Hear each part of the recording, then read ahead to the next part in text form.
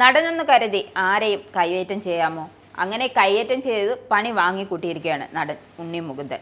കഴിഞ്ഞയാഴ്ച റിലീസായ ഒരു പ്രമുഖ താരത്തിന്റെ ചിത്രത്തെ അഭിനന്ദിച്ച് ഉണ്ണി മുകുന്ദന്റെ മുൻ മാനേജർ ഫേസ്ബുക്കിൽ കുറിപ്പിട്ടിരുന്നു. ഈ പ്രവൃത്തി താരത്തിനെ ചൊടിപ്പിച്ചിരുന്നു. ഇതിനെ തുടർന്ന് മാനേജർ പദവി ഒഴിയാൻ അദ്ദേഹം ആവശ്യപ്പെട്ട പ്രകാരം അങ്ങനെ ചെയ്തു. ഇതുകൊണ്ടൊന്നും കലിയടങ്ങാത്ത താരം നേരിൽ കാണണമെന്ന ആവശ്യം മുൻ മാനേജറോട് ഉന്നയിക്കുകയായിരുന്നു. പുറത്തെവിടെയെങ്കിലും വെച്ച് കാണാമെന്ന് പറഞ്ഞെങ്കിലും സമ്മതിച്ചില്ല. തുടർന്ന് അപ്രതീക്ഷിതമായി മുൻ മാനേജർ താമസിക്കുന്ന കാക്കനാട് ഫ്ളാറ്റിൽ എത്തുകയും അപായപ്പെടുത്താൻ ശ്രമിക്കുകയായിരുന്നു. തുടർന്ന് 1-ാം നിലയിലെ ആളൊഴിഞ്ഞ പാർക്കിംഗ് സ്ഥലത്തിലേക്ക് അദ്ദേഹത്തെ വിളിച്ചു വരുത്തി.